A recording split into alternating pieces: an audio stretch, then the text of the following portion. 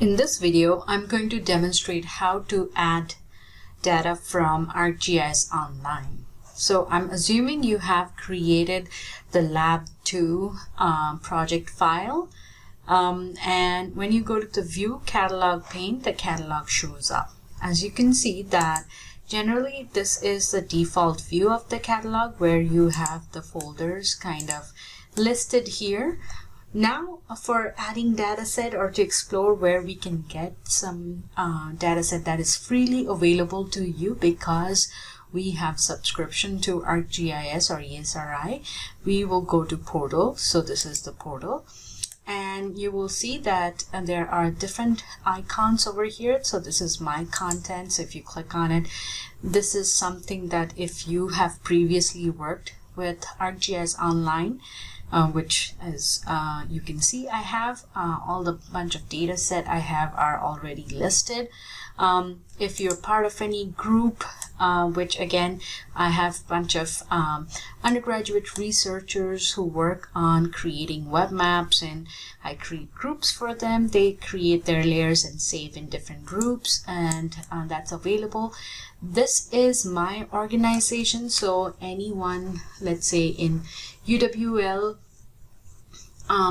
if they are creating data set and making it available to the whole organization, you can access these data set. And one such data set is the UWL campus map that my student and I created. So if you just type in UWL campus map under the my organization, you can find it. So add and open, and you can see that it takes a little bit of time and a new map tab is open, and these icons are important. So this icon, which is a green one, looks like the map will add a web map like this where everything is added.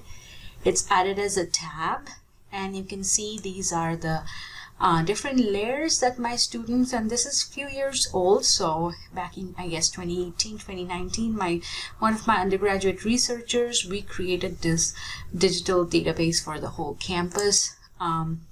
So you can see the bus stops, the bike racks, curb cuts, because the Access Center uses this for giving directions to people with wheelchair, even information like where are the elevators in different buildings. I know some of my students were creating like ADA accessible exits, because again, I worked with the Access Center and there are certain things that the student organization and Access Center wanted, and we tried to work with all sorts of organization within the campus to create this most complete map at that time. However, of course, there were certain things we couldn't keep up over time, and things have changed. And you can see that, let's say the building, if you go to the attribute table, all the information and the URL for the buildings are also available, and these have like information like URLs and also photographs, which will show up in ArcGIS Online map. Other than that, we will not be using this for this lab, but this is just for your information. For this lab, we will be going to ArcGIS Living Atlas. So these are by ESRI, and whatever around the world data set that are available via ESRI is available to you, right? So we will be adding few layers. So the first one is USA county boundaries. So county layer, or it's very sensitive to spelling, so be very careful. USA census counties. So I'm going to right click on it and add to current map. And you can see the county boundaries are added. Now, as I'm adding it, you can pause the video and add the layer, because one thing you have to be careful about is that not all layers that you add are available for you to save in your local directory or local geodatabase. So how can you check that? So if you right click on the layer here and go to data, if this export features is enabled, so we can export feature, then yes, we are ready to use this. But there are few instances you will find, especially when during, let's say, final project, you're trying to find a data set which you added like this, but when you go to data and export, whether it's raster or vector, you will see there is no option to export the features. And that means that that data set is there for you to view, but not necessarily to work with or to save in your local directory. Okay, so that's why we kind of have to go through one by one and look through the information. So similarly, let's add major cities. So USA major cities, click add to map, and similarly, if I search for highways, you will see a bunch of OpenStreetMap highways are listed. The first one with North America, that's what I'm going to add. And you can see that the OSM NA highways is added. However, you can see this is not visible, and that's because if you go to the attribute table, there are a lot of features, so around 55 million road features in this layer.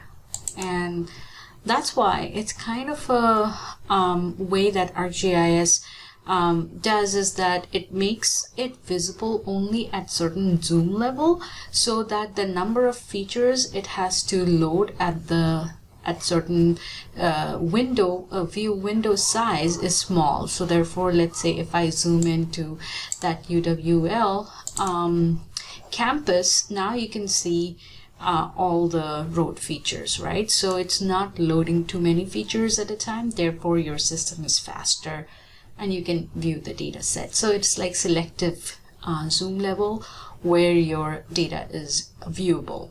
However, if you right click on this data set and go to data export features, you see that it's grayed out.